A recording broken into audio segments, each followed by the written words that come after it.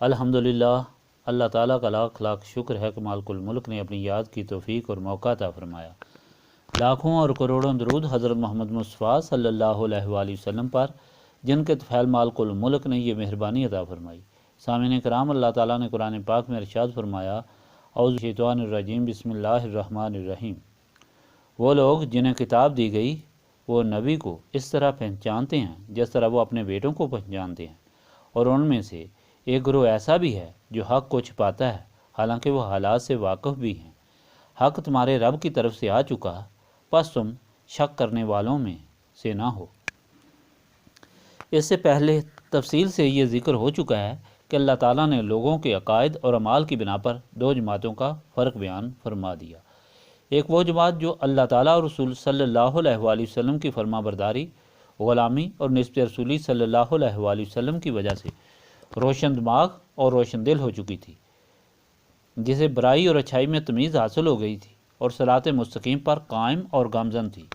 اور جس نے سلامتی سے اس دنیا کا سفر طے کرنا شروع کر دیا تھا، اور سلامتی سے دنیا کا سفر طے کر کے اللہ تعالیٰ اور رسول صلی اللہ علیہ وآلہ وسلم کے سامنے سرخرو اور سرفراز پیش ہوئی۔ دوسری وہ جماعت جس نے نبوت کا انکار کیا اور اس بے ادبی کی بنا پر ان کے دل و دماغ سیاہ ہو گئے، اور وہ جماعت نسبت رسولی صلی اللہ علیہ وآلہ وسلم سے محروم رہی۔ ایسے لوگوں کو ان کی عقل اور ان کے علم نے کوئی فائدہ نہیں پہنچایا۔ ان کے متعلق اللہ تعالیٰ نے بار بار فرمایا کہ یہ لوگ ایسے نہیں کہ انہوں نے بیست سے انکار اس وجہ سے کیا کہ انہیں علم نہیں تھا، اور در حقیقت ان کو سب علم تھا۔ کتب سماوی جو ان کی ہدایت کے لیے آئی تھیں، جن میں انہوں نے اچھے طریقے سے یہ پڑھا تھا کہ اللہ تعالیٰ کا آخری رسول صلی اللہ علیہ وآلہ وسلم آنے والا ہے،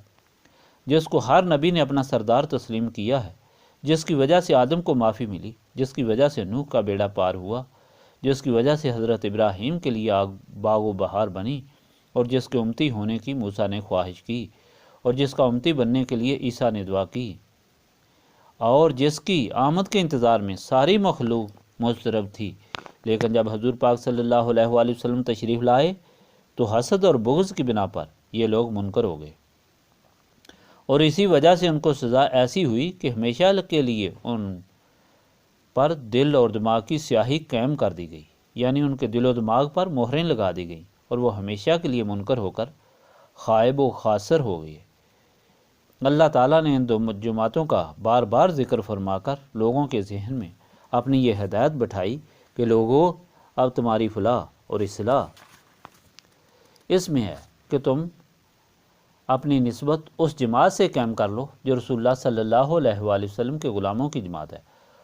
اور دوسروں سے اپنے روابط تو دوستیاں اور تعلقات ختم کر دو، اور ان سے اب کوئی امید نہ رکھو، کیونکہ اللہ تعالیٰ سے رسول اللہ صلی اللہ علیہ وآلہ وسلم سے حسد، بغض اور دشمنی کی بنا پر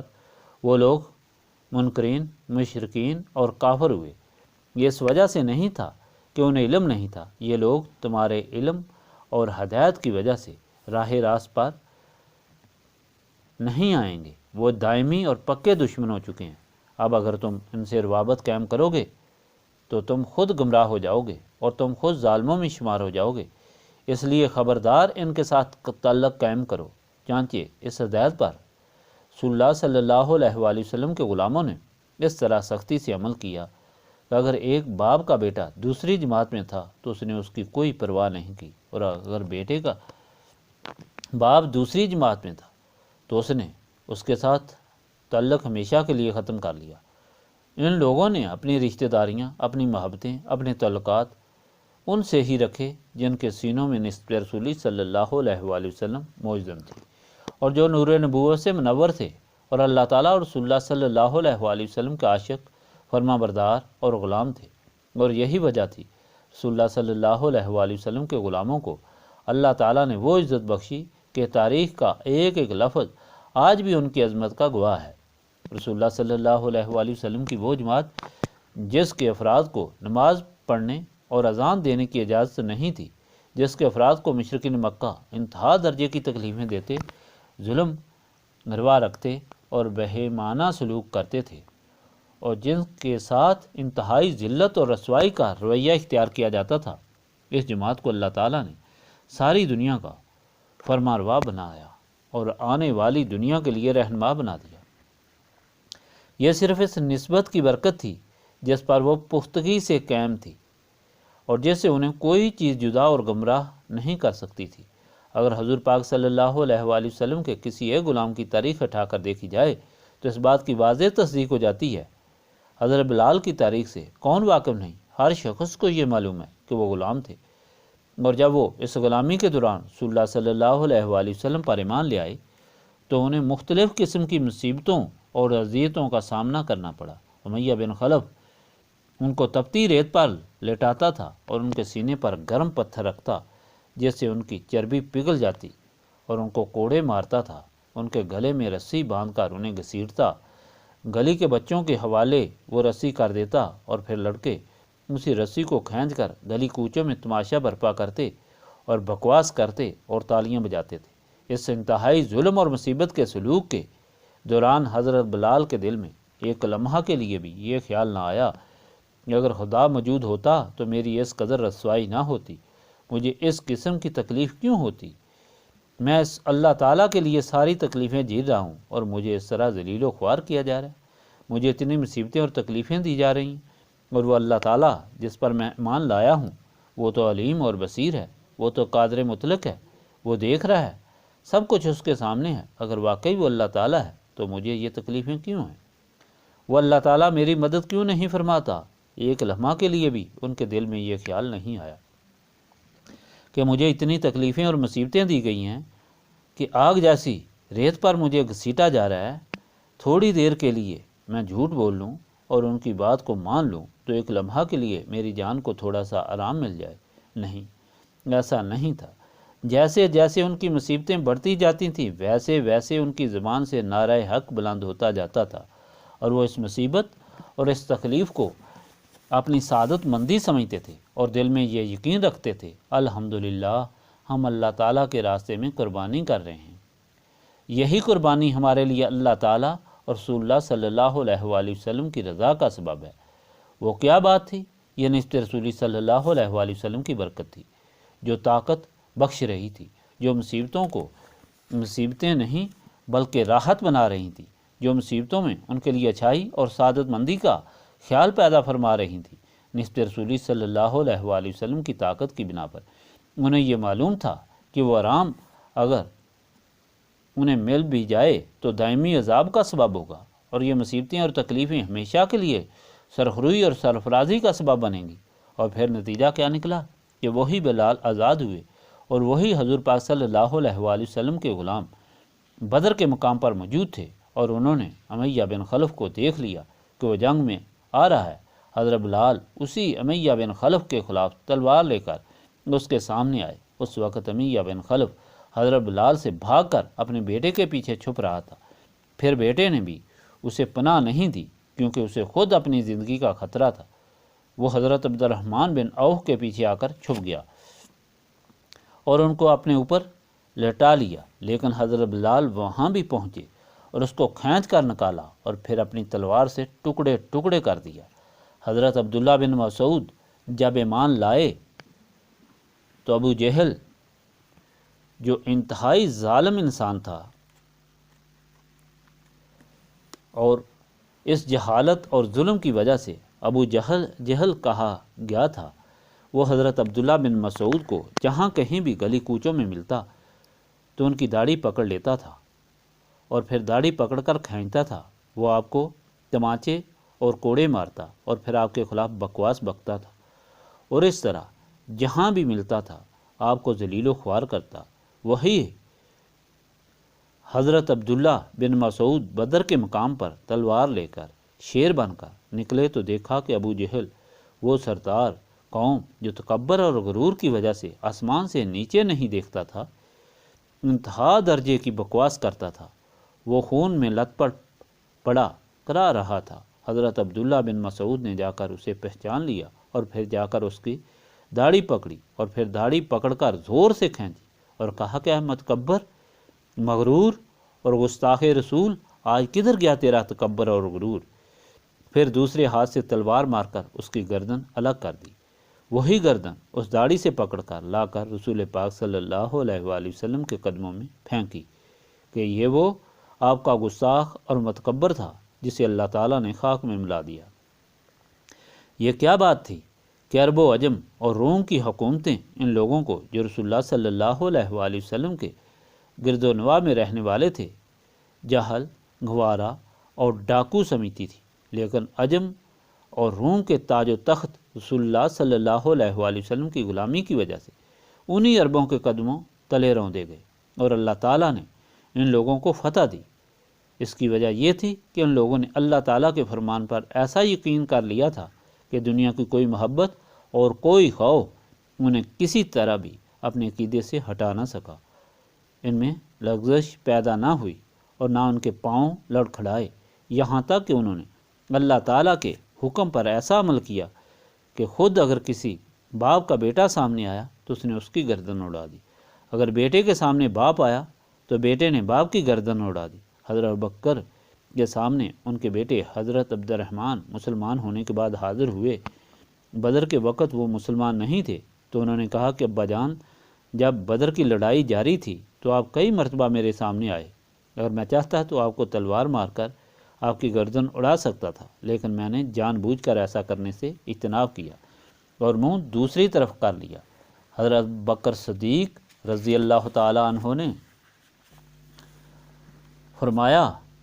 کہ مجھے اللہ تعالیٰ کی قسم جس کے ہاتھ میں میری جان ہے کہ اگر تم میرے سامنے آتے تو میں تمہاری گردن اڑا دیتا۔ حضرت ابو عبیدہ بن جراح نے اپنے باپ کی گردن کاٹ کر نبی پاک صلی اللہ علیہ وآلہ وسلم کے قدموں میں رکھ دی۔ عبداللہ بن ابی جو منافق تھا کہ لڑکے حضرت عبداللہ مخلص مسلمان تھے، انہوں نے جب سنا کہ رسول اللہ صلی اللہ علیہ وآلہ وسلم کے سامنے لوگ آ کر یہ شکایت کر رہے ہیں کہ ابی منافق ہے اور اس قسم کی سازش کر رہا ہے، اس کی گردن اڑانی چاہیے، تو اسی وقت حضرت عبداللہ رسول پاک صلی اللہ علیہ وآلہ وسلم کی خدمت میں حاضر ہوئے اور عرض کی، یا رسول اللہ صلی اللہ علیہ وآلہ وسلم، اگر آپ کا یہ خیال ہے کہ میرے باپ کو قتل کیا جائے تو یہ سعادت اور یہ شرف مجھے حاصل ہونا چاہیے، مجھے حکم دیا جائے کہ میں جا کر اس باپ کی گردن کاٹ دوں اور آپ کے سامنے حاضر ہوں۔ اگر آپ نے کسی اور آدمی کو گردن کاٹنے کا حکم دیا اور اس نے میرے باپ کی گردن کاٹ دی تو ہو سکتا ہے کہ کسی وقت شیطان مجھے گمراہ کرے اور اس مسلمان آدمی کو دیکھ کر مجھے غصہ آ جائے تو میں اسے قتل کر دوں اور ہمیشہ کے لیے جہنمی بن جاؤں۔ کتنی خوبصورت بات ہے۔ بات یہ ہے کہ ان کو پتہ تھا کہ اپنے باپ کی گردن کاٹنے سے میں جنتی بنوں گا، لیکن اپنے باپ کے قاتل کی گردن کاٹنے سے ان کو یقین تھا کہ میں جہنمی بن جاؤں گا۔ ان کو یقین تھا کہ یہی صحیح راستہ ہے۔ اس طرح ابو عامر جو بڑا راہب بن چکا تھا، جو صرف ایک بوری میں رہتا تھا اور ہمیشہ روزہ رکھتا تھا اور ہمیشہ تبلیغ کرتا تھا اور گلی کوچوں میں پھر کر لوگوں کو نصیحت کرتا تھا کہ آخر الزمان نبی صلی اللہ علیہ وآلہ وسلم آنے والے ہیں اور سارے لوگ ان کے قدموں میں حاضر ہوں گے، جو لوگ ان پر ایمان لائیں گے وہی مسلمان ہوں گے۔ قیامت کا دن آنے والا ہے اور اس دن حساب ہوگا، اس دن وہی لوگ نجات حاصل کریں گے جو اس نبی صلی اللہ علیہ وآلہ وسلم کی غلامی اختیار کریں گے۔ اس طرح سارے عرب، یہود اور نصارہ اس کے مرید اور حلقہ بگوش بنے ہوئے تھے، لیکن جب نبی پاک صلی اللہ علیہ وآلہ وسلم تشریف لائے تو اس کے دل میں یہ خیال پیدا ہوا کہ اب یہ سارے لوگ جو میرے ملنے والے اور میرے غلام ہیں وہ بھی سارے نبی پاک صلی اللہ علیہ وآلہ وسلم کے غلام بن گئے تو مجھے کوئی پوچھے گا بھی نہیں، تو اس حسد اور بغض سے اسے منکر کر دیا، اور وہ اتنا منکر ہو گیا کہ جب نبی پاک صلی اللہ علیہ وآلہ وسلم مدینہ پاک تشریف لائے تو وہ بھاگ کر مکہ معظمہ چلا گیا اور وہاں جا کر اس نے مشرکین کے ساتھ سازشیں کی اور لڑائی کی تیاری کی۔ وہ احد، بدر اور سب لڑائیوں میں شامل تھا۔ انہی منکرین میں سے جو سب سے بڑا منکر، سب سے زیادہ مشرک، سب سے بڑا کافر اور ظالم تھا، اسی کے بیٹے حضرت حنظلہ کو غسیل الملاک کا لقب حاصل ہوا۔ جب وہ احد میں شہید ہوئے تو انہیں غسل کی ضرورت تھی۔ جب جا کر ان کی میت رکھی گئی تو سب نے دیکھا کہ ان کے سر اور داڑھی سے پانی ٹپک رہا ہے۔ رسول پاک صلی اللہ علیہ وآلہ وسلم بھی دیکھ کر حیران ہوئے۔ جبرائیل حاضر ہوئے کہ یا رسول اللہ صلی اللہ علیہ وآلہ وسلم، اللہ تعالیٰ کے حکم سے ملائکہ آئے اور پاک اور نوری پانی سے حضرت حنظلہ کو غسل دیا ہے، اور یہ تو پاک ہیں اس طرح بدر کے مقام پر عتبہ مارا گیا تھا، اور جب سارے کفار مردار ہو چکے اور فتح مسلمانوں کو نصیب ہو گئی تو رسول پاک صلی اللہ علیہ وآلہ وسلم نے حکم دیا، اب ان سارے لوگوں کو ایک اندھے کنویں میں پھینک دو اور اوپر سے مٹی ڈال دو تاکہ بدبو لوگوں کو نہ آئے۔ چانچہ لوگوں نے انہیں لکڑیوں سے گھسیٹ گھسیٹ کر کنویں میں ڈال دیا، لیکن جب عتبہ کے پاس گئے تو وہ بہت موٹا تھا اور سوج چکا تھا، اور جب اسے لکڑی لگائی جاتی تھی تو وہ وہیں سے دو ٹکڑے ہو جاتا تھا۔ اس کے بیٹے حضرت حذیفہ حضور پاک صلی اللہ علیہ وآلہ وسلم کے پاس کھڑے تھے، اور وہ یہ سارا تماشا دیکھ رہے تھے کہ ان کا باپ اس طرح سوجا ہوا ہے اور صحابہ کرام اسے لکڑیوں سے دھکیل کر کنویں کی طرف لا رہے ہیں اور اس کے ٹکڑے ہو رہے ہیں، اور اس طرح وہ ذلیل و خوار ہو رہا ہے، جو کہ قوم کا سردار، بڑا عالم، فاضل اور بڑا دولت مند انسان تھا۔ تو حضرت حذیفہ کا رنگ سیاہ ہو گیا۔ رسول اللہ صلی اللہ علیہ وآلہ وسلم نے دیکھا اور فرمایا کہ حذیفہ، کیوں تمہیں اس بات کا غم ہوا ہے؟ تو حضرت حذیفہ نے فرمایا کہ یا رسول اللہ صلی اللہ علیہ وآلہ وسلم، مجھے غم ہوا ہے، لیکن اس بات کا نہیں کہ میرا باپ کا یہ حال کیوں ہوا۔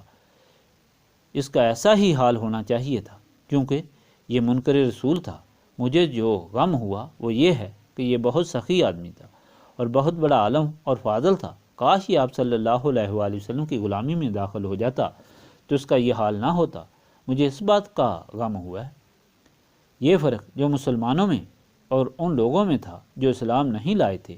یہ صرف اس حکم کی بنا پر تھا کہ جس کے متعلق اللہ تعالیٰ نے لوگوں کو فرما دیا تھا۔ اگر ان لوگوں کے پاس جن کو کتاب عطا ہوئی ہے آپ تمام کے تمام دلائل لے آئیں، یا آپ صلی اللہ علیہ وآلہ وسلم کے قبلہ کی کبھی پیروی نہیں کریں گے۔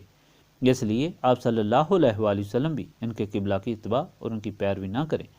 اور یہ اتنے سیادل ہو چکے ہیں کہ یہ ایک دوسرے سے بھی اختلاف کر رہے ہیں، ایک دوسرے کے قبلے کی پیروی نہیں کرتے۔ اور یہ آپ کو بتا دیا گیا ہے کہ اگر اب ان مسلمانوں نے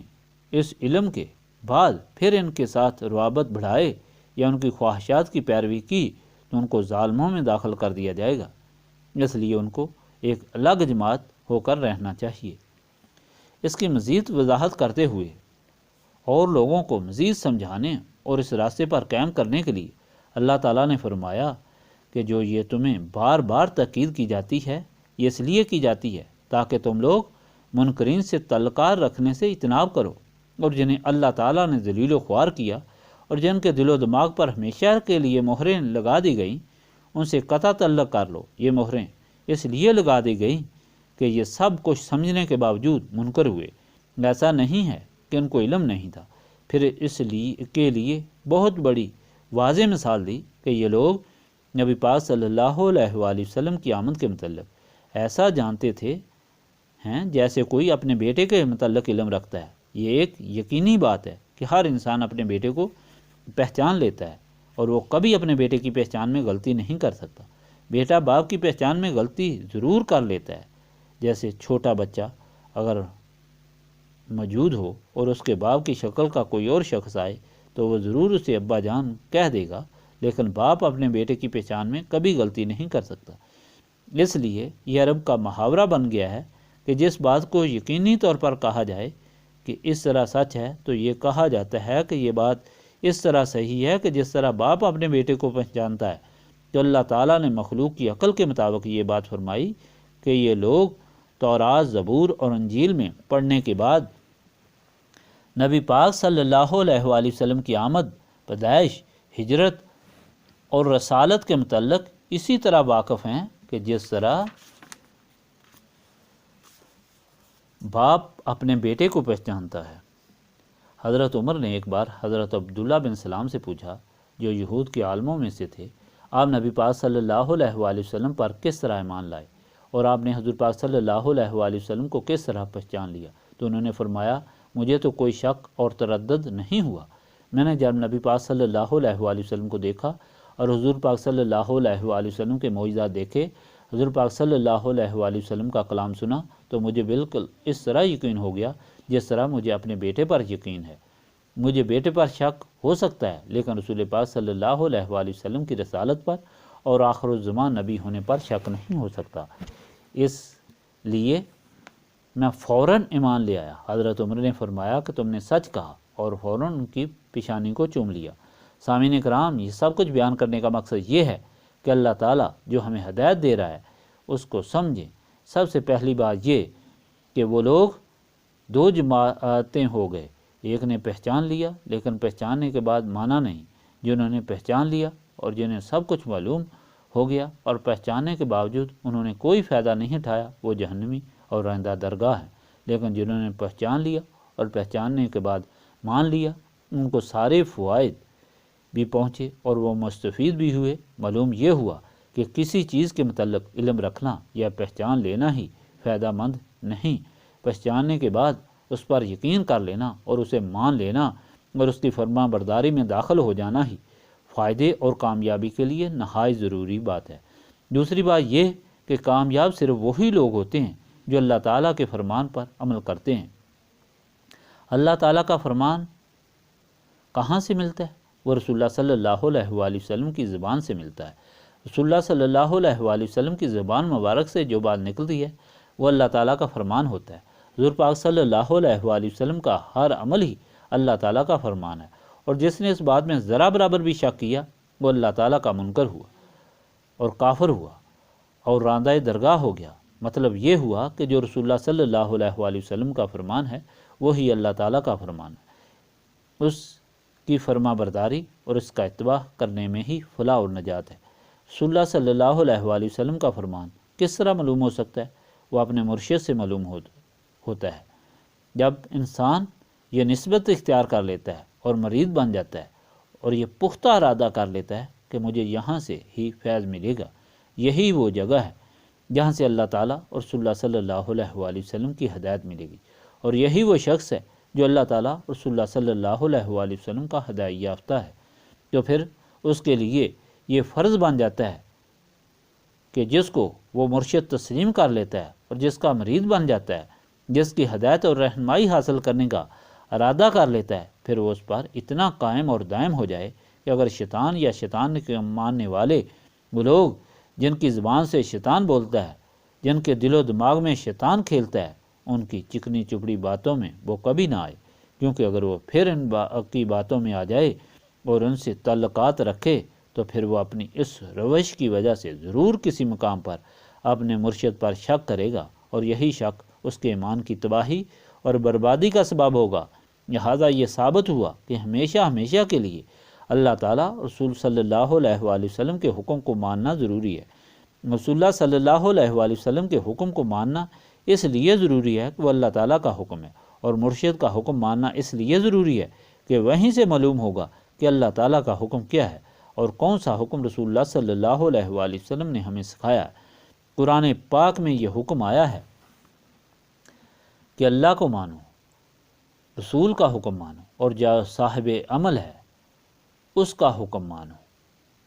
آج تک 1400 سال ہو گئے ہیں اور لوگوں میں اختلاف چلا آ رہا ہے، اول الامر کون ہے؟ کوئی کہتا ہے اول الامر وہ ہے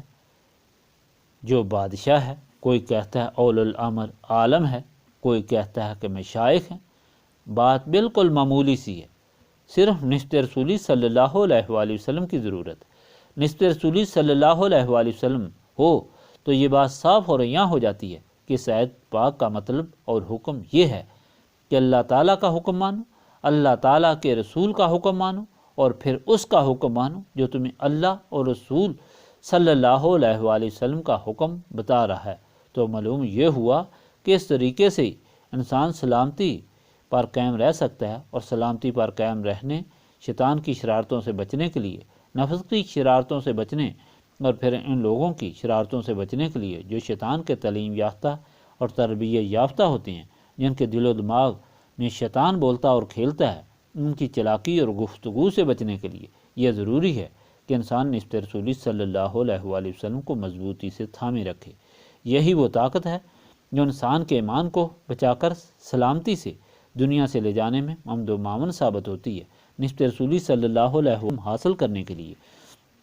سینوں کی صفائی کی ضرورت ہے، اور سینوں کی صفائی اللہ تعالیٰ کی یاد سے ہوتی ہے، اور اللہ تعالیٰ کی یاد اس محفل کی غرض و غایت ہے کہ وہ سارے لوگ جو اللہ تعالیٰ اور رسول پاک صلی اللہ علیہ وآلہ وسلم سے محبت رکھتے ہیں اور سلامتی ایمان سے اس دنیا کا سفر طے کرنا چاہتے ہیں اور آخرت میں اللہ تعالیٰ اور رسول اللہ صلی اللہ علیہ وآلہ وسلم کے سامنے سرخرو اور سرفراز ہو کر پیش ہونا چاہتے ہیں، وہ سارے مل کر بیٹھیں اور اللہ تعالیٰ کی یاد اس کثرت سے کریں کہ شیطان اور نفس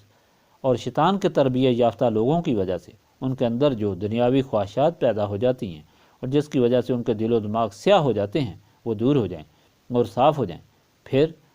انہیں نسبت رسولی صلی اللہ علیہ وآلہ وسلم حاصل ہو اور ان کے دل و دماغ منور ہو جائیں، اور اس طرح وہ دونوں جہانوں کے غموں سے نجات حاصل کریں اور انہیں دونوں جہانوں کی خوشیاں نصیب ہوں۔ اللہم صلی علی سیدنا محمد وعلی آلہ وصحابہ صلاۃ تکون لنا امان من کل خوف، لا الہ الا انت سبحانک انی کنت من الظالمین، استغفر اللہ العظیم الذی لا الہ الا هو الحی القیوم واتوب الیہ، استغفر اللہ العظیم الذی لا الہ الا هو الحی القیوم واتوب الیہ، استغفر اللہ العظیم الذی لا الہ الا هو الحی القیوم واتوب الیہ، ربنا تقبل منا انک انت السمیع العلیم وتب علینا انک انت التواب الرحیم۔